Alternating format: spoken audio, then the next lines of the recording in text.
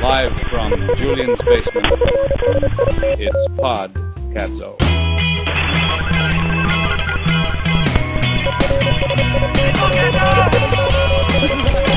You give us an hour, and we'll give you the world. The world consisting primarily of YouTube references and Steely Dan trivia. I just love that podcast. It's podcadzo. Cheers.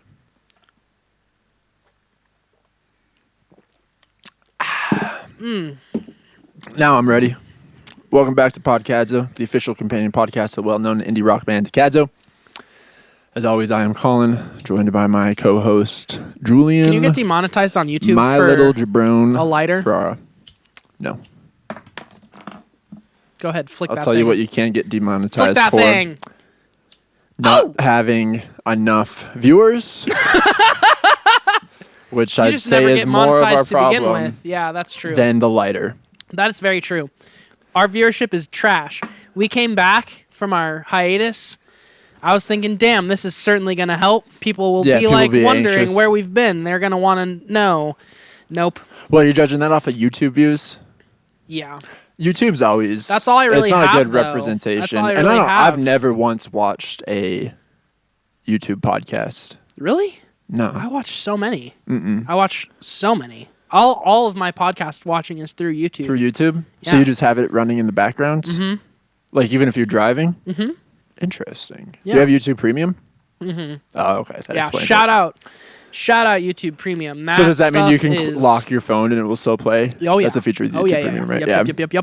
Yep. Well, yeah, if I could do that, I would watch more podcasts through YouTube. But Yeah. I just use Apple Podcasts. I never got into Apple Podcasts. If I'm Are we on Apple Podcasts? we're on Apple Podcasts. Fuck. We're on Apple Podcasts, we're on Spotify, we're on YouTube. I know we're on Spotify. Yeah. But like the Apple is Apple Podcasts like a separate app from Apple Music? Uh-huh. Yeah, see, Yeah, I they don't have a have that. podcast app. I don't want to do that. That's a lot. I enjoy it as a podcast app. That's how I listen to all my podcasts. And then the only time I watch something on YouTube is if I'm listening to the podcast and let's say they like show a video. I'm like, oh, I want to see the video they're talking about. Then I'll hop over to YouTube. Go to where they're at. do YouTube because YouTube knows my algorithm and it knows all the podcasts that I like. So Mm-hmm. every time someone puts out a new episode, my YouTube's just like, hey, this episode's out. I'm like, fuck yeah. And then, yeah, because I can just lock my phone and treat it like a regular streaming service, you know. Yeah. It's great. Maybe I should start paying for YouTube Premium. Dude, I highly recommend it. Honestly, the only thing I still pay for is YouTube Premium besides Apple Music. Like, I don't pay for Netflix. So YouTube Music is separate from YouTube Premium? Can you... Oh, no, I think it's the same. Oh, okay. I think, like, YouTube Music is just built into To Premium? YouTube. Yeah. Right on. Mm-hmm. So technically, I could sign up for YouTube Premium and get rid of Apple Music. Yeah. Mm-hmm. Because I listen to stuff, like, when I'm at home and I'm, like, listening to stuff in my room, because, like, I have my TV hooked up to, like, my speakers, so I'll just use YouTube to, like, listen to music. That's how I, like, listen to albums and stuff.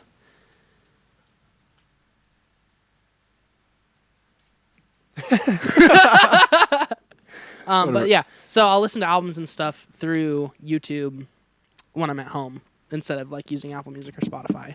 Gotcha. Because I also listen to full albums. I don't listen to like playlists or single songs. You don't have to be quiet. It's okay. Hey, can we help you with something? I'm so sorry. We're fucking around, man. You can make as You much can noise as literally- you yeah. want. Scream. Go ahead. Give us a good scream. Olive, goddammit, you're ruining everything. Olive loves to habitually follow people. ruins things. That's her whole thing. Yeah. That's her favorite shtick. She just loves to hang out, follow people around. But yeah, full albums, completely agree. Yeah, full albums. No only. playlists, yeah. Fuck. I make playlists just to remember what I was listening to, like certain months. Like I make monthly playlists. Yeah. But yeah, I don't ever really listen to them. I just use them more for documentation purposes. Mm-hmm. I'll throw one on. Scrapbook. I'll throw it on sometimes just for fun. But Well, this one's off to a strong start. I think so. I'd say it's pretty interesting. I think so too. Yeah. Do you want to know some really interesting stuff? Okay. I'm saving this for the pod because I thought it would be a fun story to tell. But then I thought about it more. Go ahead. I think Take I'm your going to time. throw up. I've thought about it more, and it might not actually be that fun of a story, but I'm going to tell it anyway because it was cool for me. It happened to me. I liked it because it's about me. Just remember, I have complete editorial control. You can take this all out if you want to, if you deem it not cool enough. But I went to see Elbow last week, right? Yep. Great show. Their first time in Denver since like 2006. It's been a long time. Really? Oh, Wow. yeah. They don't come here much. So that's why when they did come, I was like, I have to go. Here to Denver or here Denver, to the U.S.? U.S. in general. Like Yeah, they do the they East mostly Coast tour. and the West Coast fairly often, but not really anything other than that for a long time. So yeah, it was like a show that I had to go to. It was cool. The set was great. They played like pretty much a song per album. There was a couple albums that they didn't get to, but they played like their whole discography more or less, which was really cool to see. And it was fun to just like be there in person after like thinking about it for so long. But after the show was over, I was trying to leave, and my dad like wouldn't let me leave. And he was being all weird about it and not telling me why we couldn't leave. But it turned out the reason why we couldn't leave was because he had secretly arranged like a meet and greet Oh, shit. with Guy Garvey. And so we actually wound up getting to meet Guy Garvey. There we are with him. Oh, wow. And I told him about Kadzo. Oh, yeah? I don't think I said the name Kadzo, unfortunately. Okay, But well, I that will told him make that it I'm hard in a to band find. with my friends. Nice. I wasn't trying to like turn it into a whole thing. Yeah, You yeah, don't yeah. want to like do that. That just makes Totally. you look like a Totally. douchebag. But I was like, I'm in a band with my friends. And this chick that we were with was like, do you have any advice on like how he can become like successful as a musician? And I was like, I don't even really know if I want that or if I just want to keep doing it because it's fun. Mm-hmm. And he asked me, he was like, do you like the people that you are in a band with? And I was like, yeah, they're like my best friends. They're like the closest thing I have to best friends at this point. And he was like, well, yeah, that's all that matters then, is that you're just doing it because it's fun and because you like it. Yeah. And I was like, that's honestly the best advice Hell yeah. I could have possibly gotten. And he was like super chill. When we were taking the picture together, he like looked at all of us and he was like, you guys are cool. Uh-huh. And I was like, no, man, you're fucking cool. Like, what the fuck? Nice. So yeah, that was a very cool, wholesome moment That's that right. I wanted to save Hell for yeah. the pod because I definitely will keep that in. That makes the cut. there we no go. doubt. Hell yeah. It's better I'll than send you the anything I had to picture say today. so that you can put the picture up here Yeah, somewhere. please do. But yeah, we, you know, I've liked Elbow since I was like a little guy. Yeah. Like they're one of the first bands where it was like really part of my Should have mentioned we did musical a whole identity. podcast episode. I should have. on I him. should have told him we had a podcast to begin with. Fuck, that Yeah. would have been a good idea. No, but at the end of the day, like meeting him and it not being like a weird typical meet and greet thing where it's just kind of like awkward and like it feels forced and you can kind of tell that they don't really want to be there. Like Yeah. it seemed like he actually was interested interested. in being there and like he was thankful that he had fans like us in Yeah. Colorado, which is a weird, it's still, even when you're pretty famous and you've been doing it a while, it must be weird to think that like you have fans who like have loved your music for decades, who live like thousands and thousands Yeah, of that miles you can go away. to some random town and fill up a huge venue. Mm-hmm. People who like you. Yeah. And like Elbows, that's a band where the people who are into them are going to be cool. And like he's going to have like-minded fans. Dude, I was wearing my Spiritualized shirt because I wear that shirt to a lot of shows. It's a good because shirt. I'm trying. Yeah, it is a great shirt. Shout out Ian Miller, the bassist of Cow and Walled City, for making me that shirt. What's that story again? So Ian Miller posted on his Instagram that he made a batch of Spiritualized shirts. He was like, if you want one, they're $20. And I sent him a DM and I was like, I want one. And he was like, cool. Venmo me $20 and I'll send it to send it. you. And then I think I said something in passing in the DMs just about how I was a fan of Calhoun and a fan of Ian Miller. And then he put a note in the box with the shirt that was like, hey man, like, thank you so much. Like, really appreciate you. Oh, and that's then it cool. was signed and I was like, fuck yeah, this is sick. But anyway, I was wearing my Spiritualized shirt because it's like a good shirt to wear to shows to let people know, like, You oh, know yeah, what's up. I know Yeah. what's up. You can never. I've never gotten a compliment before on it, ever.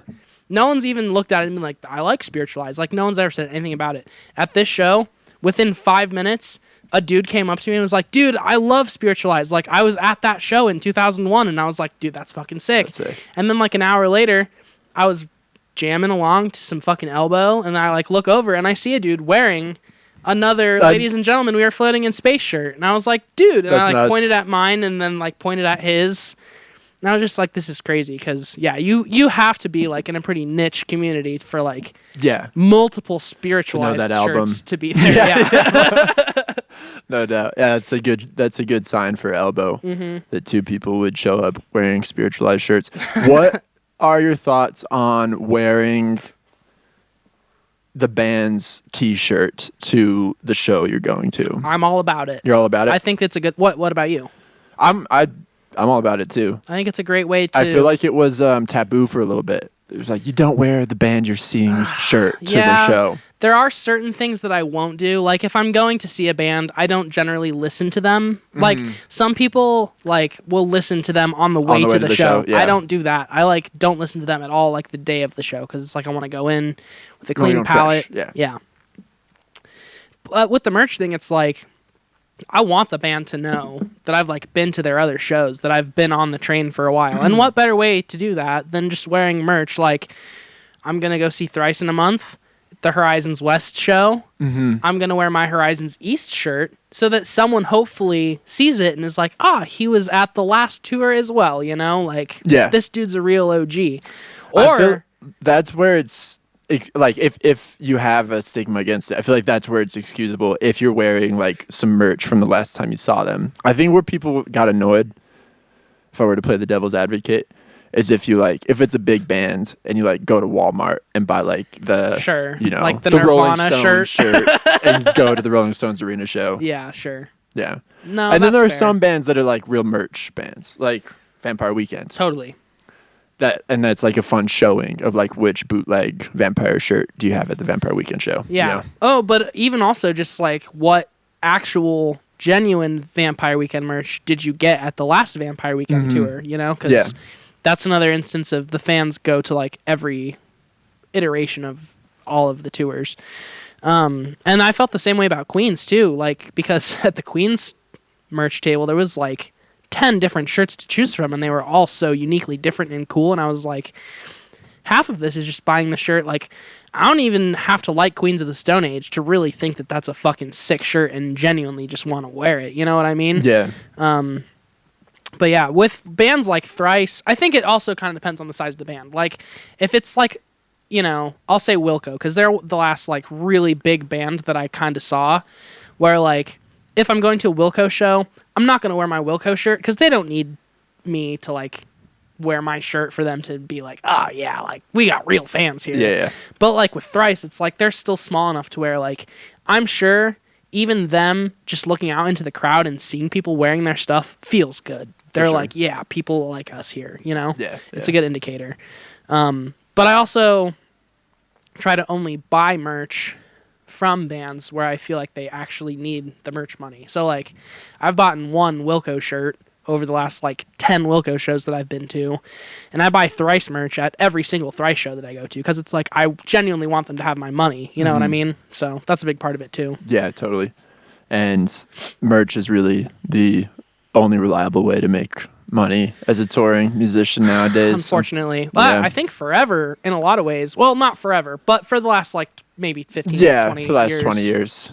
Merch Yeah, has like been- when record deals changed so that But well, that's cool. I feel like I saw a concert recently that I wanted to talk about, but God, I can't remember what it would have been. How was the Elbow show? You said they played a lot of songs. I have a picture of the off set right here. Yeah, was it a good set list? Great set. So I'll And- just read through it super quick for the elbow heads out there. We got Things that I've been telling myself for years, which is a new song. Lover's Leap, which is a new song. Then they played Adriana again, which is like a B-side. Not a huge fan of that track, but it was cool that they played it. Then they went into like some older shit. They played a couple songs from like Leaders of the Free World and then like Take Off and Landing of Everything. And then they went back and played some more new songs. They played like all the hits. They played Mirror Ball, which was sick. They played Flyboy Blue, which I love that song. Then they went back and played like a couple songs off of their like second record, which isn't my favorite record by any means of theirs. It's called Build a Rocket Boys from 2011. It's like it's a fine record, but it's definitely not my favorite record. But it was cool to hear those songs live just because of the fact that I've never heard them live before. And then they ended with like their classic hits like Grounds for Divorce, and then they played Station Approach, and then One Day for the encore. But yeah, it was a solid like 1 to 2 songs per record, minus they didn't play anything off of Giants of All Sizes, which was kind of a bummer because I do really like that record, but I didn't have a single complaint really about the set. Like every song they played, I was like, I'm genuinely glad that they are playing this and that I got to hear it live, you know, just because of the experience of hearing it live. Don't know. It's not like, you know, I've seen Jack White play a bunch of times, and the first time he played Seven Nation Army, it was really cool. After hearing it like 6 more times since then, it's like, I don't ever need to hear it again, but he's always going to do it. But since it was my first time hearing like Grounds for Divorce, which is like Elbow's version of Seven Nation Army, I was like, this is fucking sick. The next time I hear it, probably won't be as sick, but you know, it's still cool. They sounded fucking perfect. Like I could hear everything, and they had 4 girls who were doing like horns / saxophone / strings like violin, viola / backup vocals. So like between all that, they had like all of the extra parts like covered. So it sounded like very full. Very full, yeah. And yeah, everything was on point. Like they didn't miss a single note. Like you can just tell when you've seen a band that's been playing together for 30 plus years, like, and they just have that ease of like that swagger on stage. Like they didn't break a sweat while pulling off some of the most beautiful and well orchestrated shit live that I've like ever heard in my life. So damn, that's sick. Yeah, I would have liked to see that show. Yeah, I'm not a huge Elbow head, but I got into their last album. You got me into their last album. I listened to that a lot last year. Yeah, Solid. What's one called? Audio Vertigo. Audio Vertigo. That's right. Super good record. And I do think you would like everything that they've released. Maybe not their older stuff as much, but like their last like 4 or 5 records are all like very, very solid pieces of work that I think you would really, really enjoy.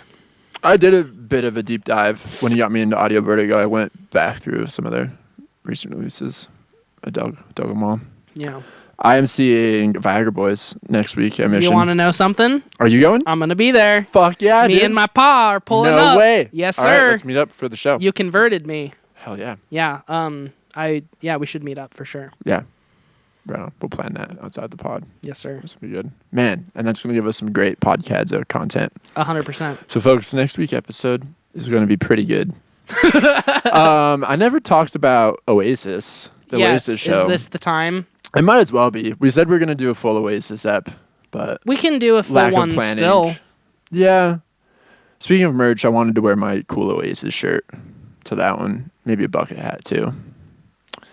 Maybe a bucket hat. So yeah, I mean we'll save that for a later one. It's so far. I mean, I kind of want to know, I kind of want to know, like at least a little bit though. You've withheld it completely. You have not told me anything. I think I told you some of the stuff outside of the show itself. Yeah, like, you I told me you like some getting altercations there, I got the stuff in. that happened beforehand. You told me like what you and Julia did. Well, it's gonna how be the hard to trip talk in about it general because it was was. really like a blur. And Because you were drunk the whole time? No, I wasn't that drunk for the actual show. I was definitely drunk, but I remember each moment, but it was just such an emotional Did they play Octopus's thing. It Garden? was they did their entire That's so cool. yeah, and the entire White Album. Wait, really? Yeah, the Beatles White Album. They did the whole White Album? They did the whole White Album. Wait, are you fucking kidding me? They did not. That's insane. Yeah. My don't know parents why I believed you for a second. went to Paul McCartney a couple weeks ago in Denver. I was supposed to go that with my mom, and I forgot Really? to request it off. Oh, yeah, shit. I was going to go, but then I wound up having to bartend, and I couldn't get out of it because the only other bartender was, like, out of town. But, like, oh, man, I really, really wanted to go to that Paul McCartney show. It sounded pretty amazing from Dude, the what set I've was, heard. like, 39 songs. Yeah. He played a shitload of music. Yeah. I was out of town that weekend, or else I was going to try to go. But And we went to see Elbow at Summit, and, like, while we were passing Coors Field, we could, Elbow like... was Summit? I thought it was Mission for some reason. Summit Music Hall. Okay. Yeah, but we could see them setting up the stage at Coors Field, and I was like, Yeah. fuck, this makes me want to go so much more. But I just couldn't do it. I needed the money, and didn't want to fuck over the homies like that. You know what I mean? Yeah. Call out sick and just fuck over a whole shift because that's how much my presence means to the store. Oh, no doubt. And Sir Paul would not want that to happen Sir either. Paul would be disappointed if I did that. Yeah. So yeah, we'll save the Oasis. Give me a couple Recap. spoilers. Oh man, where do we even start? See, this is why I want to. Okay, do so a later like, one, how was the band? phenomenal, How was Bonehead? amazing. How was Joey Warkener on drums? Bonehead is responsible for the sound of Oasis. I think you have said that at Yep. some point or another in the past. You know, Noel obviously is the main songwriter, but Bonehead is really the spiritual center of the band, and he really brought a lot of the swagger, the attitude, and the sound. So it's dope to see Bonehead on stage. He just has such fantastic presence.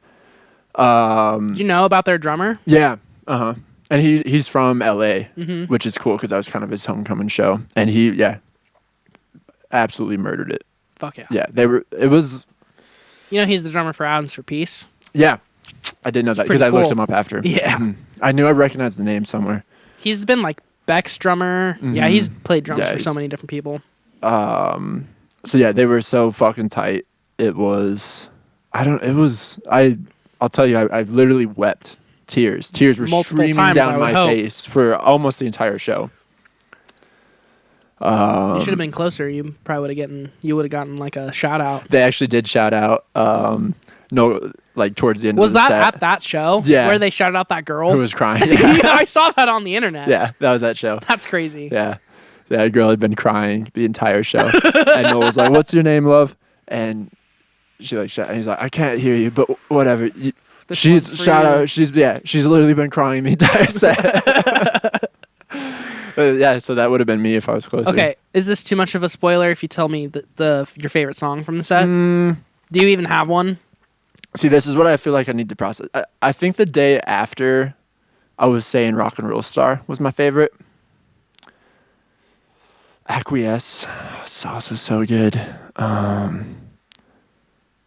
Okay, Yeah. so more of a metaphorical question while you process. Was waiting for your entire life for this moment worth it? Did they deliver on that promise? Yeah. And that's why I cried. Like, I really. Did I it think feel the like reason they I wanted wept, to be there? Yeah. Oh yeah, definitely.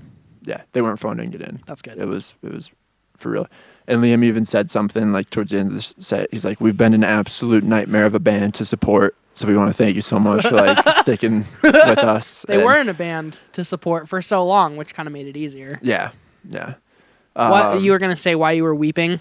Well, because I just realized like what a big moment it was for me, and like how much I had thought about seeing them live, and that like it was happening, which sounds cheesy, but it was real. No, and I man, just I like get I that. was running through like a memory reel of just all the times That's how I felt of about listening to Elbow Oasis too. and like how big of a role they've played in my life, and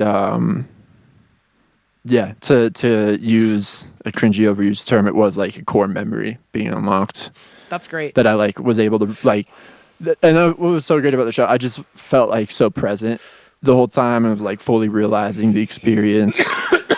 And I think that's Yeah, it was just what phenomenal. concerts should be. Mhm. Like, I don't know. And, you know, it's not a bad thing either when you get super oversaturated with concerts and you just go to all of them because it's really fun.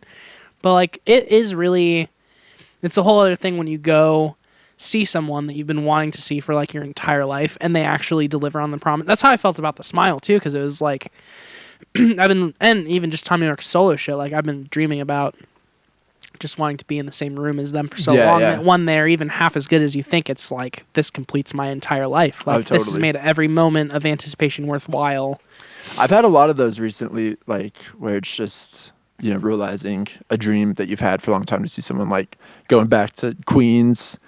Then I'd seen Vampire Weekend Queens was before. huge. That was huge. That was such a good show. If I had been in a different mind state that night, I might have wept at Queens too.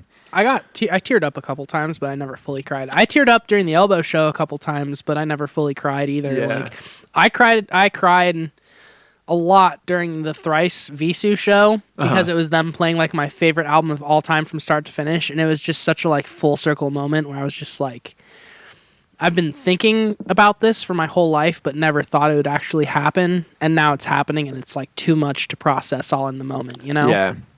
Yeah, I did at Block Party too. When I saw them at Red Rocks earlier this summer. Last Vampire show I saw at that was the Dylan Amphitheater one. Do you think That was you're a big getting one. softer in your old age? Oh, definitely. I've been talking about this with Robert a lot. Definitely. Robert says he's getting softer in his old age, and I think I've always been very soft and very sensitive. So Yeah. I don't think I'm necessarily getting softer, but I think that I'm just more okay with embracing it now. You know? I guess I've always been like someone that's quick to get emotional when something emotional is happening. But in other ways, I'm getting harder with older age too. Like, Yeah, certain but things like just with don't matter sentimental as much. shit, yeah, it definitely does get to me easier. Yeah. And I love having a good cry. I do too. I think it's really like, okay, this is going to maybe be oversharing a little bit, but the Law Dispute record, Mm-hmm. No One Was Driving the Car, the title track from that record, Mm-hmm. No One Was Driving the Car, it makes me like tear up / cry like every single time I listen to it. That's cool. And I've showed it to like multiple people where I'm like, this song's really sad and heavy, but it's also like really beautiful. And then I like get teary eyed and I feel kind of embarrassed, but then I like look over and they're like also getting very emotional. And it's like, okay, this is beautiful. Like Yeah. a song that can connect that way with multiple people at the same time for probably different reasons and make them like feel that strongly is like really a beautiful thing. No one should be embarrassed about that at all. And that's how I felt about Alive in the Catacombs too, to bring it back to Queens. Like I watched that shit and I fucking cried the whole time. Yeah, I actually remember feeling emotional watching that too. Yeah, that DVD's or the movie's incredible. It's so beautiful. Yeah. I was in Michigan in Ferndale. Shout out Ferndale. Wonderful Big city. shouts out. And there's this dope Many record ferns. store. And they had a special pressing of La Dispute. Because, they're from Michigan. And I almost bought it. Fuck, you should. I know. I'm kind of regretting that. I didn't have any room Was to it No One Was transport. Driving the Car? Yeah, no, yeah. Oh man. Special I would have paid you double disc, double heavyweight. what you paid for it. Yeah, I know. I should have bought it. I also went to Third Man. I saw Uh-huh. on I think the Cadzo Snapchat or the Cadzo Instagram. Did you go to the actual plant or were you just in the? The plant is connected to the back But of they the let store. people in there sometimes. They do tours every Friday. I went on Okay. a Sunday. Shit, So I didn't know there was a full specific schedule. That's still cool though. What did Yeah. you do there? Did you get anything? no, I didn't. I got a book of all things. The Bobby Gillespie Oh, book. nice. Because I Third saw. Man Yeah, books. they He has just minted yeah, that. exactly. Pressed that. So I bought that, but that sounds stupid. I was like super overpacked for that trip, so I had no room in my suitcase or For even a in record? my backpack. Definitely not for a record. Damn. Yeah, so I wanted to buy Did more. you fly? You had to have flown there. We flew. Yeah. What were you doing out there? It was Kate's birthday. Shout out Joan Kate. Oh, nice. Okay, Her very cool. Dirty 30. Nice. So Nice. Yeah, Did you guys go hard? we went pretty hard. We had a night. We had a few nights actually.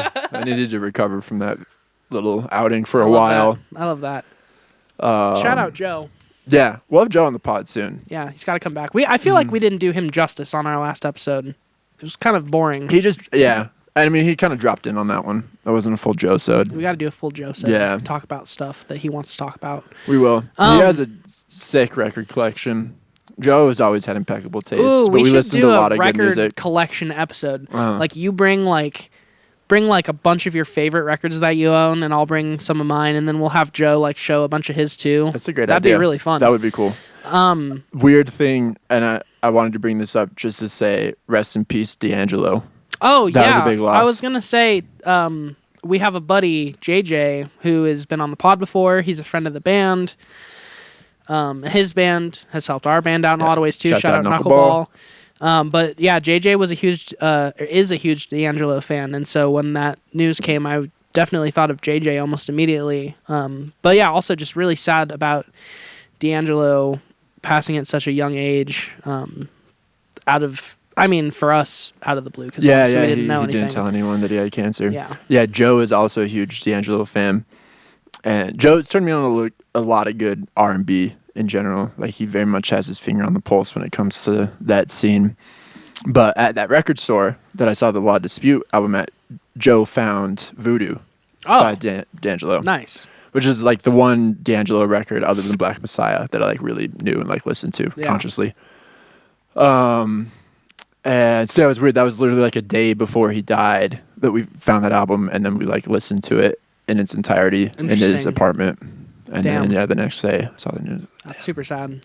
Yeah, and then I was talking to Connor about it, and Connor we were talking about that Dijon album. Which, have you listened to that one yet? No. That's a sick Don't know album. what that is. Dijon, he has one other release before. I think his debut was like in like 2020, which was also a cool album. I remember listening to that when it came out, but I kind of forgot about Dijon. So it's just like, it's like super dope, kind of new school R&B, but definitely with a lot of old school influences. And so Connor compared that one to Black Messiah. So there's just been a lot of D'Angelo stuff lately. Well, I mean, I love Black Messiah. Yeah, I've listened to that album a few times since he passed, and it's an incredible album. I threw it on, the day after, because I never really knew about D'Angelo or had understood how like important he was for the genre, I guess I should say, until I met JJ. And, after talking to JJ for a while, JJ let me know, like, D'Angelo's like one of my favorites. Like, he's amazing. So then I listened to Black Messiah, I think, as JJ told me to start with that one. And it's a masterpiece. Yeah. Like 10 out of 10, no changes. And I think with like R&B in general, it's super underappreciated because large aspects of it get ripped off in like a lot of ways. Yeah. For other genres, and no one ever really pays full homage to like the true pioneers of it. Totally. And D'Angelo's definitely one of those. For sure. I felt the same way. Like, oh yeah, this is a dude who like features on rap songs or gets sampled on rap songs. Exactly. Like, that's D'Angelo's career. Yeah. But no, he's like, releases incredible albums that are like conceptual and so well thought out, start to finish. Produced in a way that they still sound modern, like 10, 15, totally. 20 years later. Yeah, and like Black Messiah, the way the production and how it's mixed, it's like, it's mystical. It's crazy. Yeah, very well done. Yeah. The fucking bassist from Limp Bizkit died too. Shit. Did you see that? No, I didn't see that. I forget his name, which I feel bad about. It's Sam something. Man, that's crazy because Limp Bizkit actually has a new song out. They have a new song out, and they're also kind of having another moment of cultural relevance, cultural significance. Nu metal is back in a big way, it feels like, lately. I do wish that more of the good nu metal people would hop back into the scene, but... So, Limp Bizkit is not good nu metal in your minds? I've never liked Limp Bizkit. I definitely respect them. I think Fred Durst is cool as hell. I love Fred Durst. I just have never like loved their music per se. For a long time, I'm not just saying this because it's cool to like Limp Bizkit now. For a while, I have unironically really dug Limp Bizkit, and I've just thought they're like crazy talented. They're very talented people. I think that the band a lot of the shit they do is just in extremely poor taste. Yeah, and that's the biggest. I've never liked bands where like their whole thing is being ironic. Yeah, and I think that's kind of where they like fell. Where I never fully embraced them was because they're just so ironic all the time. But I always respected them, and now more than ever, I think they're very important, and what they do for the genre is very important as well. Sam Rivers, rest in peace, Sam. 48. It's way too young. New details have come to light following the shocking death of Limp Bizkit co-founder and bassist Sam Rivers over the weekend. Rivers died in his home in Florida on Saturday, October 18th. He was 48. At least his death was reportedly called in as a non-responsive person in cardiac arrest. A spokesperson for the St. Johns County Fire Rescue told TMZ Tuesday. Yeah, super sad. Man. Yeah, I did not hear about this. I was out of town all weekend, though, and not going on the internet, so it's probably for the best. I've been out of the loop. Man. All right. I think what we should do to honor Sam Rivers is cover one of the Limp Bizkit tracks with Cadzo. I would do Rolling. I would do Rolling. What's the one? Is it just called Nookie? I would do Yeah, Nookie. did all for the Nookie. Break Stuff. Yeah, that's a great song. Yeah. I think with Limp Bizkit, the reason why they're so popular again right now is because they have like that genuine infantile kind of quality to them where it's like it's accessible to everyone. And it's super lighthearted, which I think people are looking for right now in like their art and their music. But I do think that at the end of the day, the fact that they could be like so out of the box in so many ways and yet like maintain relevance or like even lose relevance and regain it over time is like pretty awesome. And like not many bands have been able to ride that like roller coaster the way that Limp Bizkit has. Well, and the other thing is like, you know, the 30-year cycle of pop culture, like we've talked about before, you know, that the trend at any time in modern life is just what the trend was 30 years ago. So, you know, in the 2000s, the 70s came back. And so now we're entering the time of the late 90s.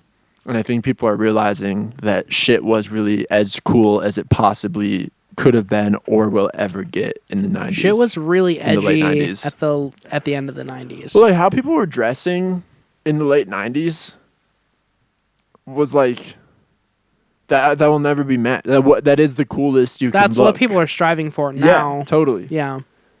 And it's just interesting how, I mean, the Strokes have a lot to do with it, I think. Oh, of course you think. I think they do because they brought, you know, fashion and culture reached a pinnacle in 1998. And then it was like, man, shit is too cool right now. We have to dress like we're 70s rockers in denim again. What and about then like that brought on like System of a hipster Down? style. Like in 1998, System of a Down was dressing like street performers essentially. Like they were just wearing like Yeah, that was part of it. It was like extreme fashion, you know, like super baggy shorts, chains, a lot of neons. That was like, I wish in a way we should have just kept on. In a lot of ways, life should have just stopped in 1998. before like, Y2K. Yeah. Culture should have just stagnated from there. We should have made no more technological advancements. The iPhone should have never happened. Can you imagine how much easier things would be for all of us if no one had an iPhone? Yeah. We would all be, I think, so much happier. Well, it's crazy. Everyone across the board can admit and just like plainly see, like, yeah, smartphones ruined But our no one lives and is ruined gonna culture. be willing to get rid of. Even me now, if someone told me get rid of your smartphone, I'd be like, fuck you. Like, I need it. I genuinely, it. for a while, I thought about a couple years back getting one of those dumb phones. I thought about it too, but then I started having actual panic dreams. Oh, where in totally. my dreams, I didn't have a smartphone, and it was like genuinely fucking my whole and then life. COVID happened, and like you couldn't even look at a restaurant menu if you didn't have a smartphone with you. You know, it's like it's such an integral part of life now. Yeah. But yeah, if that never happened, if we had just stopped in 1998 and been like, man, shit is as sweet as it's ever going to get right here, I think that'd be pretty cool. I agree with that. Should have like implemented universal basic income, identified a few jobs that were essential, have people do that, but on a cycle. For 6 years, you do one of these essential jobs, and the rest of the time, you're just getting income, and you chill. Man, that'd be cool. Yeah. If only we learned. But we're obviously way too far past that point now. So I think we just have to cope with the reality that we have given ourselves. And a large part of that is, I think, using like smartphones, computers, technology, AI, whatever you want to call it in general, like to our advantage rather than like using it as a means to like replace us or take over for the things in our life that we like don't want to do. And when it comes to like music and culture and art and clothing and all that stuff, I think humans will constantly just be looking back and drawing influence from the things that we've already previously done, and things that we felt were like previously underappreciated get to like have their moment back in the limelight. And that's something that like technology can never like replace in us. Like we always decide those things like as a culture and like as a collective zeitgeist. So I do have hope that like we will continue to like reappreciate things like Limp Bizkit or System of a Down, Tool, whatever it is. Fucking Deftones. This is like the biggest year of Deftones' career. 30 plus years into it. Like, You know, I think we will always find ways to like reappreciate those things. I hope that we do. It is interesting what a like amazing moment in time this is for heavy music in general. Like Deftones are having their biggest year. Like the two biggest I think you can make a case that the two biggest bands in the world right now are Deftones and Turnstile. And King Giz. And King Giz. King Giz has been there for a little bit. Yeah. But yeah, it's crazy. We never really talk much about Turnstile on the pod. No, I have a weird mixed relationship with Turnstile because one part of me feels like they kind of misrepresent heavy music because there's a lot of heavy music that does way more for the genre and exploring the genre than Turnstile. Because that's what's funny about the new album, Never Enough. It sounds more like the Police than it does any heavy bands. Yeah, they're getting gradually poppier over time, which is okay. I don't have a problem with that necessarily. I think just my only issue is being someone who likes music that's like actually really heavy and like is from like more of a niche heavy music community. Like I want a really big band who is more representative of where like explorative heavy music is actually going. Yeah. But that's never going to happen in the mainstream.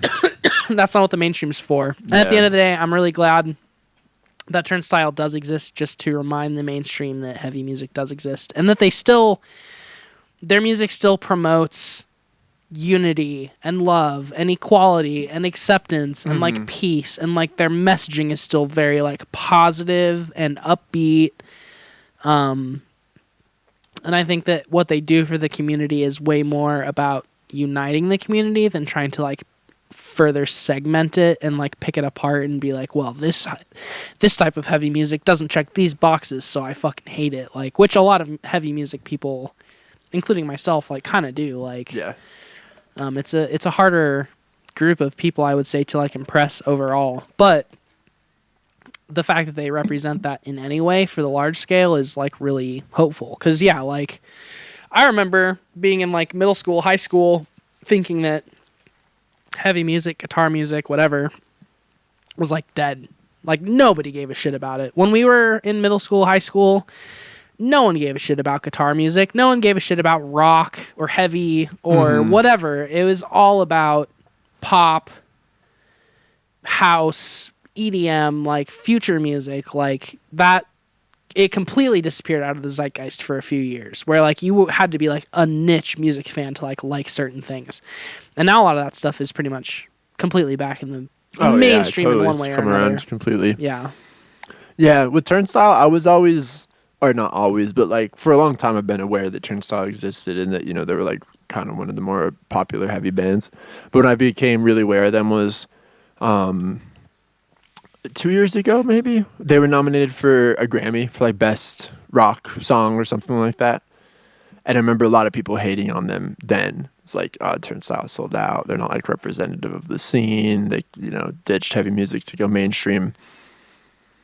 And so I think that kind of painted my opinion of Turnstile for a while, where like I was like, oh yeah, here's what I know about Turnstile is that they're like considered sellouts. So I'm not even going to give Turnstile time of day. But they've obviously very much persevered through that. And now I feel like the pendulum's kind of swung the opposite way, where even people who were hating on them a while ago are like, oh, well, you got to respect what they're doing for the scene, and they've stuck to it.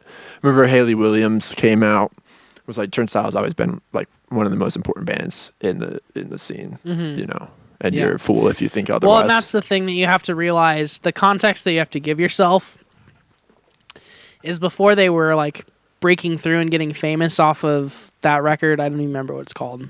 Glow On or something like that. When they were coming up off that record, you have to remember that wasn't like their first attempt at doing it. They had been already a band for a long time before that. Yeah, they formed in 2010, so they've been at it for 15 years. They've been going for a long time. In 2021. And so like that whole thing really helps remind you that like they were trying to do the same thing for the scene that entire time that they didn't have exposure. They weren't just, it wasn't like an MGK thing where MGK was like, oh, I see that now like emo and pop punk is like having a moment, so I'm gonna like try to use that commercially for my benefit. Yeah. Like they genuinely were about that life the whole time. So that helps a lot. And I think that the other part of it is like they never like claimed to be like exclusively heavy like punk, post-punk. Like they always had that other thing going on where you could tell they wanted to explore other genres and like fold other influences into their music. So it wasn't just them selling out, it was them genuinely being like creative and explorative and trying to experiment with other things that influenced them. It's like, again, you mentioned Hayley Williams, Paramore in like the 2000s. It wasn't exclusively pop punk or emo. It was like they were drawing pop influence the whole time. And like no one was ever pissed about that in the 2000s. Like if anything, people are more pissed about it now. They're like, oh, they were never really punk. They were doing pop the whole time. It's like, who gives a shit? In the 2000s, the punk scene, the punk pop scene was like genuinely super fulfilled by that music. Like that's all that mattered at the time. So yeah, it's interesting. But yeah, I really dig Never Enough. That song, I Care. Like, man, I wish the fuck I wrote that riff. I love that song. And yeah, their riffs are super universal. Like you don't have to appreciate heavy music. Obviously it helps, but the riff can be good even if you like come from a whole other universe that's not like exclusively into that type of shit. Yeah, no doubt. Can we talk about Horizons West? Yeah. We never did. Briefly mentioned it on the episode with Quincy, but yeah, we haven't talked about it. It's been a few Let's do weeks it. now. Uh-huh. You look not amused. I'm ready to You're talk like, about it. Oh fuck, let's fucking go. No, I'm just raking my memory for what my thoughts were. When's the last on time you Horizon. listened to it? Like probably the day it came out. So you I spun it, or haven't- that weekend. I think I spun it twice after it came out. So you haven't really not thought about it. returned. I've not thought about it. So that perfectly sums up what that record is, I guess. Yeah, here, I'll pull up the track list on here. Yeah, okay. Here, I'll let you talk about it 1 second. But my thought, I went for a run that morning, a long run. Popped in the headphones. I was like, oh yeah, there's new Thrice today. I'll throw that on during the run. So I enjoy listening to music when I run. I do really like listen critically when I'm running and I listen to songs. And my first thought was like, man, this is not what I remember Thrice sounding like. And this is all over the place kind of stylistically, but I like it. Each song is well executed and it sounds good. And then I listened again and still thought the production was great and it sounded good. But the thought that crept in my head the second listen around is like, this maybe is a little too random. And like, this is an album should be exploratory. But it almost sounded like disjoined songs and ideas. If that makes sense. Yeah. So I think that was my criticism. No, I think it does make sense. I agree with like half of that, and I don't agree with the other half. Like, I agree with you when you say that it feels like a bunch of random ideas kind of shoved together. Because a lot of the songs, it's just like, here's a riff, and then it goes to a different riff, and it's like, there's not really too much of a transition. It's just like you go straight from section to section. But they've always kind of been like that. And I do kind of like music that's like that with less transitions and more sudden changes. But I think the part where I disagree with you is the part where you say that it's like random. Because I think that it's like, I think it feels to me like they had like two ideas for this record and they just like used those two ideas for every track. Like it's either like a kind of heavy, distorted, up-tempo track with like a punk beat, or it's like a halftime super sludgy open thing with like a drum machine. Well, yeah, those are the two I guess, speeds. but then there's like what I was saying to you. There are songs where it's like, wow, this is just like kind of basic 2000s alt rock, almost like an Audio Slave song. That was the comparison I made to I guess you. those are what I would describe as like the up-tempo, like yeah, punk songs. beat, Yeah. yeah. Like puka, puka, puka, puka, puka Yeah. for the drums, and then just like strumming chords on the guitar with like not really much else going on, which that has been a part of Thrice's sound in the past. So like I get it, but also it's not necessarily the sound that I specifically want them to go back to. Like in general, yes, I think it'd be cooler if they leaned into their heavier stuff more, but that doesn't mean that I want every song to sound like a Artist in the Ambulance B-side. Like, I Yeah. still want there to be exploration there. And for me, this record is like, they picked one of two sounds and went with that, and they didn't really like fully explore any one idea. They just kind of like you said, shoved a bunch of riffs together and then like called it a record.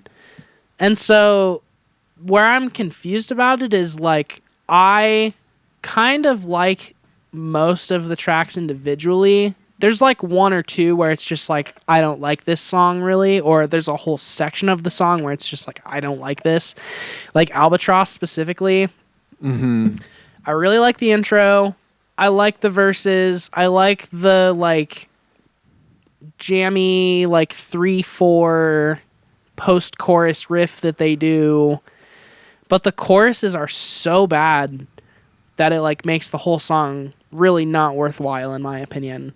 And then the other one is Holding On. That song is just like so boring and goes like absolutely nowhere, where it's just like, why did they do this? Why does this exist?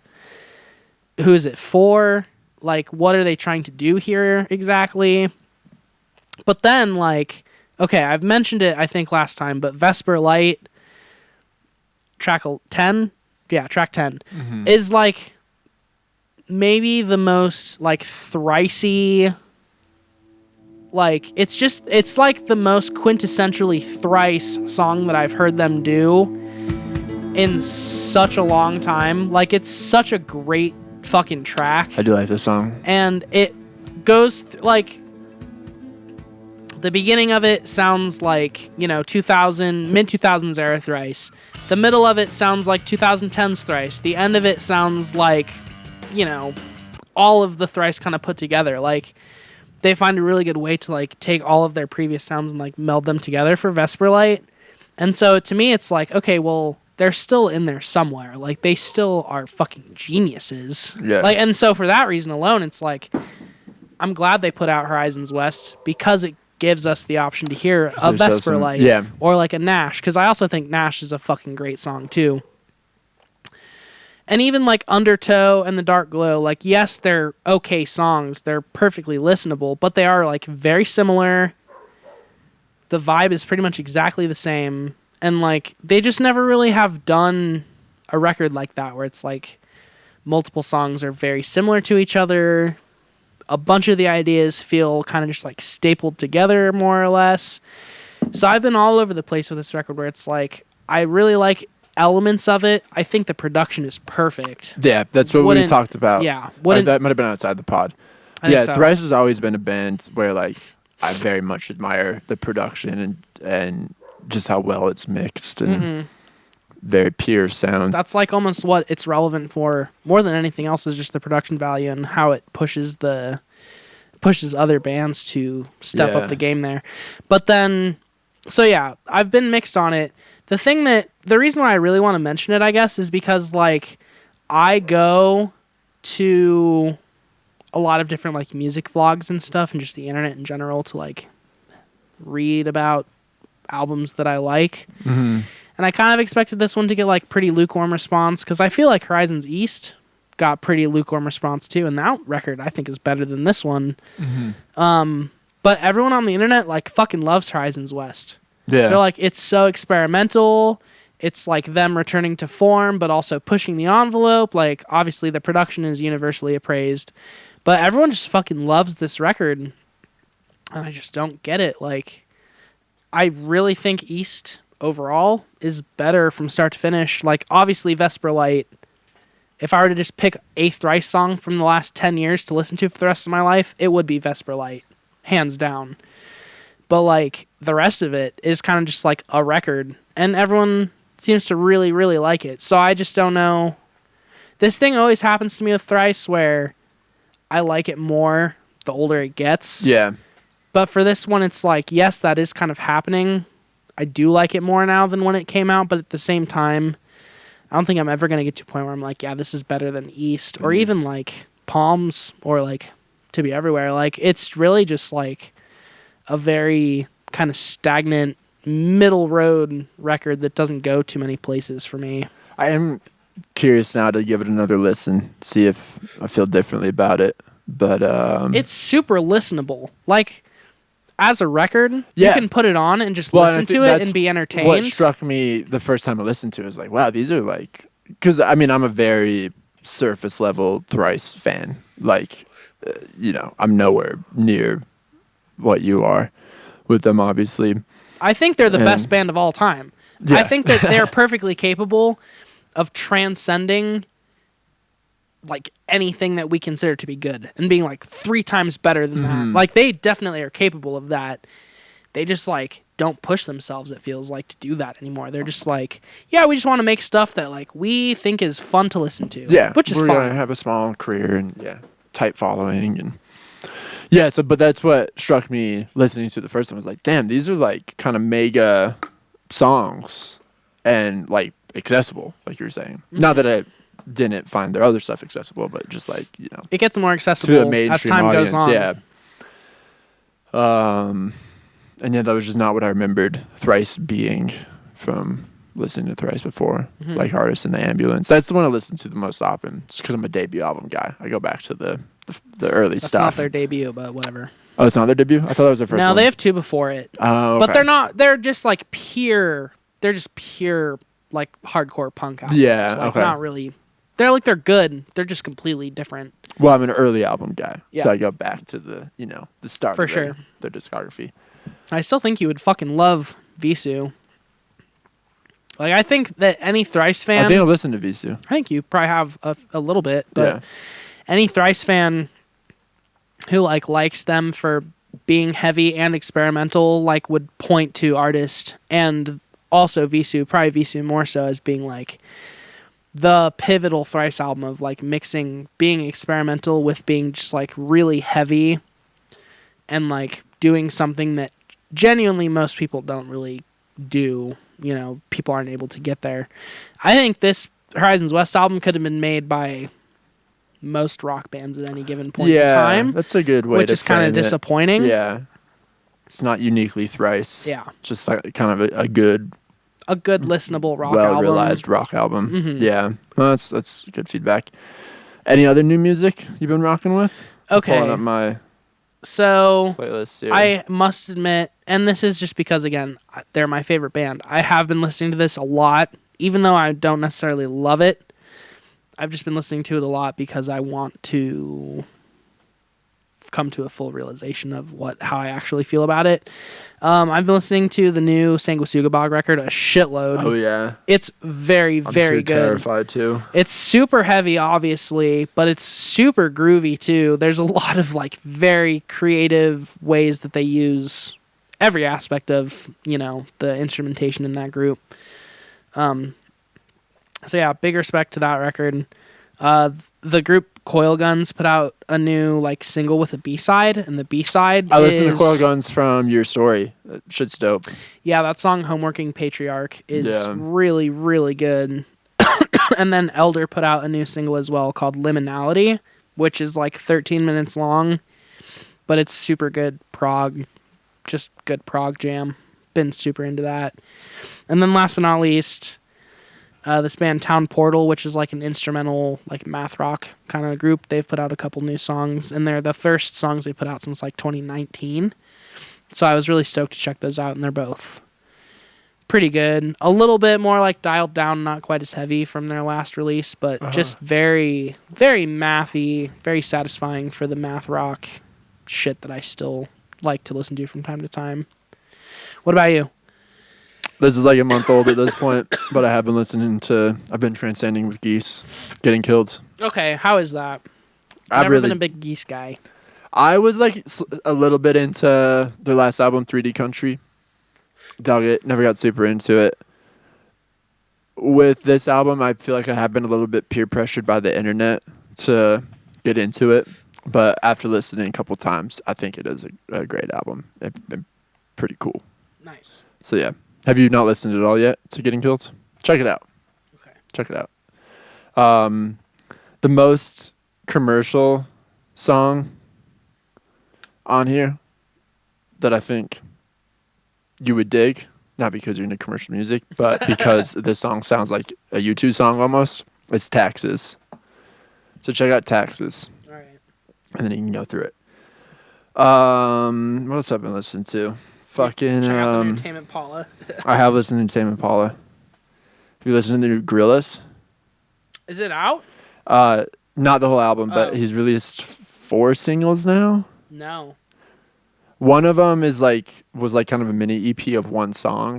It was interesting. It was called The Manifesto. And so the first track, it's like a 7-minute song. The first track is the entire song all the way through. Second track is the first half of that song, and the third track is the second half of that song. So they like broke it into 2.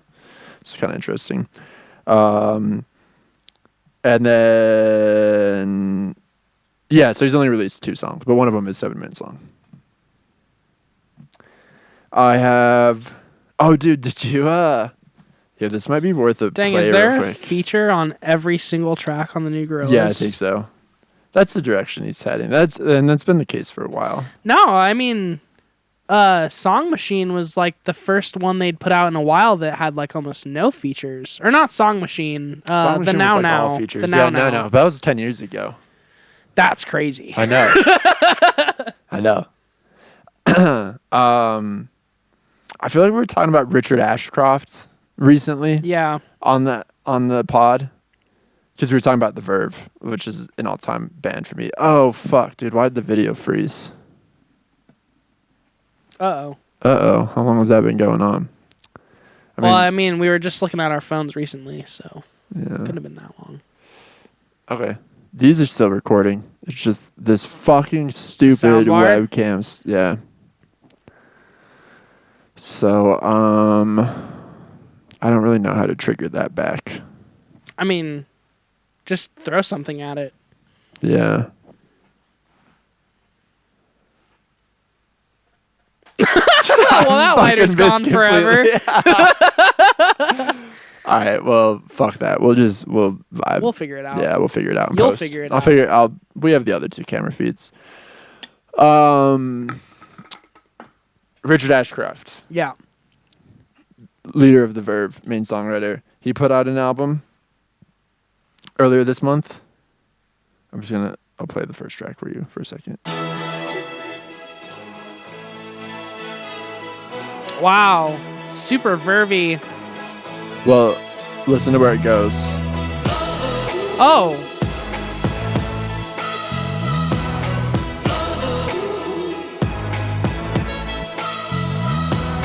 Sounds like the new Paul McCartney. Yeah, it does.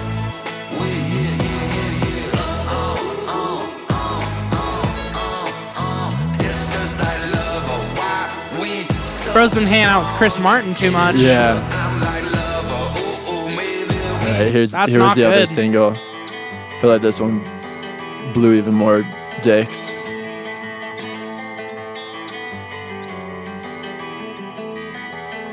What guitar part is it? Yeah, dude, yeah, this is the one. Yeah.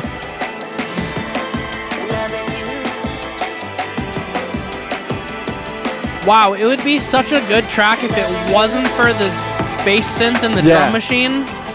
That's It'd be what's such so a solid great. track I've without listened to the those whole things. album. It's so great. Every single album or every single song, it's like, wow, there's like 3 different really good ideas on this, but like put together in the worst possible way. Yeah, what with the the fuck? least tasteful drum tracks. Like it's just like a bunch of 808s and Dude, shit. that's okay. So that's the thing is like people assume that the reason why pop songs get popular is because of like the 808s or like the drum Yeah. machine or like the bass synth. No, it's like those things are like the most background these days in a pop song. Like people notice the drum track or like the bass synth like last. Like what they grab onto is like the hook, the melody, the vocals, like the lyrics. Like I just feel like it's a trope where people are like, oh, if I want to make like a radio hit, what I got to do is add a drum machine. That's what people are going to latch onto. It's like, no, Yeah. that's not why pop songs work. It's not because of the shitty drum machine that gets recycled from track to track. Like, that's not what's going to do it for you, pal. I don't know. That's just such a crazy thing to do. That's so I know unfortunate. it's a absolute trash album because I like some of Richard Ashcroft's solo stuff. Like he's done some good albums. It's been like 10 years since he's released anything though. I'll tell you what. I gotta rock a piss, so maybe we should just. I gotta show you. You gotta pull up Chandler for the end of this. Those videos I sent you. Oh yeah. Here, let me pee so I can be fully present. Okay. And we'll come back to that. We'll end with One sec. Chandler. We'll Okay. go back. All right. Your bro. This is should just I pull it up on the desktop? whatever I'll you try want. that. Yeah. This is just my newest musical Instagram find. Maybe not even newest, just most recent good one. Rapper, beat maker All right. So we're extraordinaire. gonna be watching videos from you sent a lot from Chandler Matkins. What's his last name? Yeah, I think so. Move around, do some exploring. I get real sad when a motherfucker gotta act normal. That shit deplorable. I can't go back to the desk in a pizza party. That's just way too formal. I can do that. Okay, so this dude's actually good. Is he? I think so. I'll let you decide. Don't be boring. His beats aren't bad. Get a little light in the feet. Move around, do some exploring. I get real sad when a motherfucker gotta act normal. That shit deplorable. I can't go back to the desk in a pizza party. That's just way too formal. I can do that. No. I get mad. No. Yeah, dude, I like All it. right. All right, let's see how it holds up. Making music. Don't ask me how I did it. I just did it. It was hard. I just pulled up to the studio and laid it on the line. I just shot enough fish inside a barrel till I hit. Now I'm sipping on some shit you never heard of, looking fine. Son, I'm flying. It's hot. It's hot in here. I wonder why. I'm that motherfucking guy. On the hunt, did the beat. Chandler advised. Making music. Fuck yeah. I think it's good. All right. I like his flows. He's got good flow. Stylistically, it's cool. He's like he's doing some interesting idiosyncratic stuff. Wow. He's got good Acting hats. like you know me. Whole lot of 59.50. Whole lot of cap. None of that. I'm all on the map, all in the garment, chasing the cheese, chasing the parm. Yup. Okay. Like a long I wish he was a little more normal, I guess. Yeah, that one maybe was. all over the place, blue in the face, looking like Sonic. Got up on stage around. Oh shit, I've seen this one actually. In between that, I was off for some time. That's probably my favorite one. Bring that to a beat. Shit is bubonic. Yeah. Remember that man, I wish I could remember the name of that YouTube dude that Benson turned us on to who does like the animated videos along to raps. There's that like Trailer Park Alien ones. Oh, yeah. Every single flow from this dude is pretty Basically similar that. to that. Yeah. Yeah. Well, no, Boom in the face. his flows are- the taste. I mean, I don't want to say anything mean because we might have this guy on if he wants to come on, but this is the same one again. Okay. Place, blue in the face, looking like Sonic. I just like this video more Stage around 9 and because he's not even trying to lip sync with. I was off for some time. Rockin' a line in a pack of the chronic. Like, come on, man. At least try to lip sync a little better than that. Maybe that's just me being harsh. I don't know. I think that his beats are decent. I just wish that his flows weren't horrible, I guess is what I'll say. Fully considering it, the flows are a bit derivative. A bit. But what I like about it is like he does get on a good flow, but then he breaks it up. And he takes these liberties. It's not a good flow when you just scream. You're like a Long Island iced tea. You got me fucked up. That's not a flow. That's where you and I disagree. That's not a hook. I'm just a little more into heavy music than you are, I guess. All right. Well, shout out Chandler. Come on the pod. Come on the pod. We'd love to have Sorry, you. I called your flows terrible. I think you would appreciate, some honest, Constructive constructive feedback. criticism.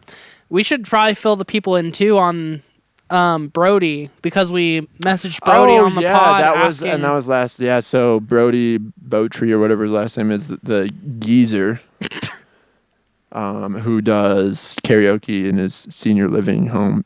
Thought he was too While good to he's come waiting on. for death. Thought he was too good to come on podcadzo. Didn't need the bump apparently. He said, "Thank you, but I am not interested." So, no longer a friend of the show. We'd appreciate you not listening to Send him some hate mail. his contents. And send him some hate mail. Disappointing. Oh, other update from past podcadzo figures. Oh, Jokes on Wokes. that's right, dude. That's a throwback. That blew my mind. Only the real podcadzo OGs That's like remember episode Jokes on Wokes. 15. Yeah, type that's shit. old. That was early. So we did a deep dive this one episode on a fake AI country song that this God, I wish I page remember called how it Jokes went. on. I Dude, know. it was so catchy. I mean, should we pull it up? We could probably find it. Fucking do it. But yeah, he congratulated us more or less, Hopefully I would my say. YouTube algorithm isn't super embarrassing when I pull this up. Jokes on Wokes. Go woke, go Go broke. woke, go broke. All He right, let's only listen to it. released Oh this one. man, 2 years ago. Did he really not release more after this? I don't know. We can check out the page. Oh, yes. Let's get this to number one. I remember this song now. Yep. Dear CMT, We were Happy as can be. Caved and bent the knee. Good luck coming back From that, Tell us what were you thinking, can we were drinking. Bud Light. You're still sinking. That's a real throwback. Yeah, man, this is the most 2023 shit. CMT, I wish I didn't throw that fuck lighter. Disney, These hypocritical. woke liberals, Never gonna learn. It seems they're calling me stupid. calling me dumb. Driving this song to Number one, Should've known it by now. Fuck around and find out you Joke. go woke, go broke. Woke, go broke. The funny thing about this too is when it came out, you know, it did get popular because of stupid conservatives that thought it was a great song and were like, yeah, fuck liberals. But then when we had our whole back and forth with the dude, he was like, yeah, the whole thing was a joke on conservatives. Like, it was ironic. You remember that? Did he full on admit that? Well, he said more or less that it was ironic. Like, he was like, it was a joke the whole time and made it seem like we were the idiots that didn't understand the joke. Yeah, that's right. But it still jacked conservatives up and made them stoked.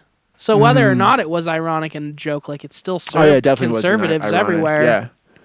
And that whole thing's super I remember weird. us kind of. That's what we were when this came out. I mean, we had a lot to say about it. I'll tell you now that 2 years has passed and Don't a lot really of crazy care. shit has happened. It sounded pretty good to me. I'm not gonna lie. It's a That catchy sounded tune. pretty good. It's a good Well, tune. no, I think we said that, or I said that in the original. Like, damn, I hate what this represents, but I catch myself singing it sometimes. Yeah. Like, fuck Bud Light, fuck CMT. Disney. Yeah, like, it's catchy. But yeah, I remember we were debating that, and I was like, well, if you like, thought there's no way he was doing it for real. No, I thought it was for real. I thought it was genuine. Okay. Because I was Must be like, thinking either of it's something genuine else. or he's horrible at getting a joke That's right, across. yeah. Because like this does not play as a joke at all. Like it's not ironic enough to. It's like this has to be It's just genuine. sentiments people actually feel Yeah. put to a song. Yeah, exactly. And like the worst produced video ever. But yeah, like I said, it sounded pretty good. Now in 2025. But then the back and forth that happened was us trying to get him to come on and Did you explain have any himself. documentation of this? And then him just basically being like, Where did that discourse take place? I can't, it all happened on YouTube comments, I'm pretty sure. Like on Yeah. a series of our shorts. Yeah. There's no way I can find it. But yeah, he was close to coming on. He was almost going to do it. But he Pussed out. He was like, And then we if I called him come out. on, I cannot like reveal any personal information about myself, all this sort of stuff. We're like, dude, no. You stay jokes on Wokes. You can be totally anonymous. We don't even put your face in it. We just want to talk about the song, where you're coming from, brother. And so yeah, for him to comment on one of our recent YouTube shorts. On our video, right? The short for our video. Mm-hmm. Short for our video. And he just said, like, he did like just an emoji applauded. Yeah. applauding. Yeah. So shout out like to full you, support. Jokes on Wokes. Yeah. You're the bigger man here that you could put kind of our past indiscretions aside, squash the beef, and realize that Kadzo is really cooking right now, and recognize that in the Take a YouTube piece comment. of the pie while the getting's good. Yeah. Oh yeah, I'm sure he'd be. If we invite him on the podcast now. Oh yeah. No hesitation. No questions. Things we've accomplished since then. Oh, 100%. So yeah, okay. Open invitation. He'll probably be alerted to this podcast coming out because we're using his content right here. I think he'll get some sort of notification about it. And I'll say, Jokes on Wokes, if you want to come back on Podcadzo, we'd love to have you. Yeah, please come on. I would love to get to the bottom of not only this song, but also just what you do with your free time and what inspires you creatively. I think just why you would put effort into something like this to begin with, only to just completely drop off the face of the earth shortly after. Well, let's check real quick if he's dropped anything since he has almost 30K subscribers. Go over to videos, latest. 11 months ago. Liberal Tears, sipping. All right, let's check this out. I swear to God, if you idiots elect that demented man, I will burn this whole fucking place to the ground. How did we get here? I'm done. Nice to meet you. Having Wow. So now he's using AI. Yeah. I guess so. Music to my ears got me thirsty though. Ooh, good gushing. You done got me buzzing. Nothing hits the spot like an arrogant twat balling on TikTok. Raise a shot. Oh, I've been sipping. There's no way you can convince me that he made this ironically. Yeah. Like at the very least, he made this just to be inflammatory, but not ironic. Just folks who don't listen. I dissing. Pour me another Harry Sisson. I'm sipping. Well, and I think one of the things to talk about then is like, I bet he's a dude who just does not care at all, and he's just like trying to he's just trying to totally capitalize on apolitical. pissing people off. Yeah, he's just recognizing. Someone said, this is my favorite song ever. Even though he's a little Jew boy, song still slaps. Interesting. What the Who's a little Jew boy? fuck does that even mean? Jokes on Wokes, Jewish. Do people think this is cool, or do people like it because they think it angers other people? Ah, Hey, that's kind of okay, And so look, we're he not replied alone. on this. He replied on this. I voted for Kamala. Wow. Who is this guy? Wow. Oh, that was 8 days ago. That was very recently. Okay, so maybe he took a little hiatus and he's just active. He's coming active again. We gotta get this guy on. Yeah, Jokes on Wokes, please come on. I know We're it's back been a to begging while. now. God, dude, we've really Came not full progressed circle. in 2 years. Now we're back to begging Jokes on Wokes to come on the podcast. I just need answers at this point. Like, I did too. who are you doing this for? I'll tell you what. Let's go out on Go Woke, Go Broke. The kid-friendly edit. Oh, Because I definitely want to play this for my kids later. Okay. We'll do the kid-friendly version. We're going to go on this. Everyone, thanks for watching another episode of Podcadzo. The radio edit. For when you hear this song on KBCO in a Yeah. couple months. We'll see you next week See you for next- our Viagra Boys recap. Yes, sir. Can we were drinking.